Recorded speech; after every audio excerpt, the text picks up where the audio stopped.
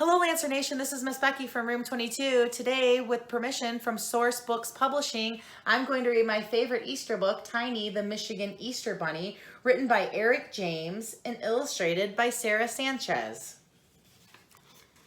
One bright Easter morning, while out for a jog, Tiny hears, "Help, I'm stuck in a log." He scratches his head, thinking, who could that be? It sounded like Fluff. I had better go see. Fluff's in a log with her feet in the air. "Hey, Fluff, what on earth are you doing in there?" A sad little voice from an echoey space says, "I thought this would make a good egg hiding place." "You poor Easter bunny," says Tiny while giggling. "I'll get you back out. Just hold tight and stop wiggling." Tiny pulls hard using all of his might. He tries and he tries, but his friend is stuck tight. "My egg," sighs poor Fluff.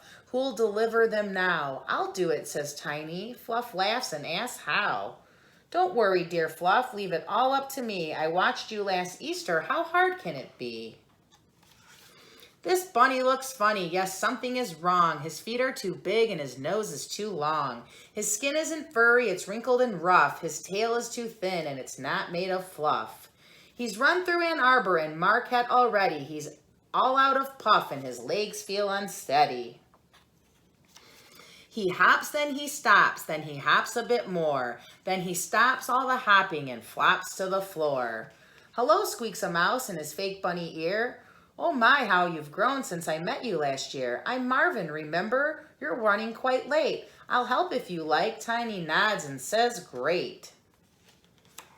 They head down to Detroit and rush through the streets, delivering handfuls of chocolatey treats. And straight on to Holland and Grand Rapids too. There's not much time left, but there's so much to do. "Speed up," Marvin squeaks, "or we'll finish too late. Dig under that hedge and hop over that gate." This large Warren house has a fence all around. Poor Tiny tries digging down into the ground. But the hole is too small or his body's too big. How odd, Marvin thinks. I thought bunnies could dig. This large Dearborn house has a really high wall. "Jump up," Marvin squeaks. "Come on, give it your all." So Tiny jumps up, but comes down with a thump. How odd, Marvin thinks. I thought bunnies could jump. "There's something not right," Marvin says. "Let me see." He scratches his chin and thinks, what can it be? "You're not very fast." Well, just look at those legs. "You're not very careful." You've cracked half the eggs. "You don't have whiskers." You're no good at hopping. Those ears look quite fake, and that's no bunny dropping. "Ah, now I've got it." He jumps to his toes. No bunny is born with a trunk for a nose.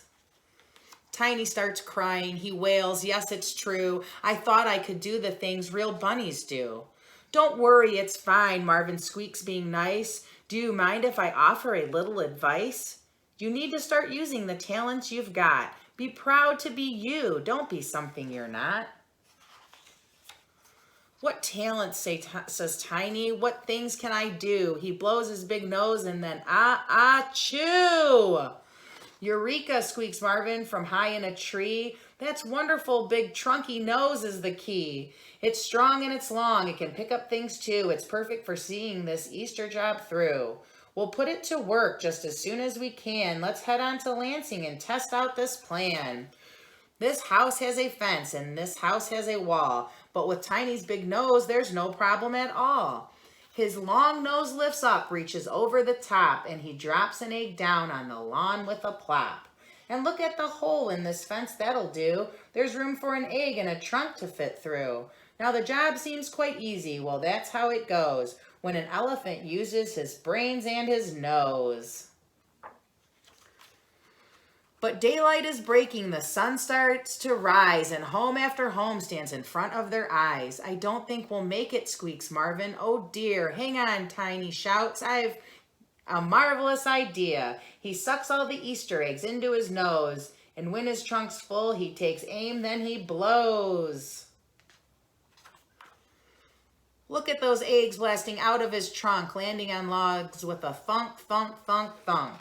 The basket's soon empty. "We did it, hooray. Come on, let's help Fluff. Oh, I hope she's okay." "Hey, Fluff, Easter's saved. I will get you out now." "Thank you," shouts Fluff, "but you'll get me out how?" At the side of the pond, Tiny dips his trunk. He drinks and he drinks till the water's all drunk. And using his nose as a huge water hose, he blows through the log. Look at Fluff, up she goes.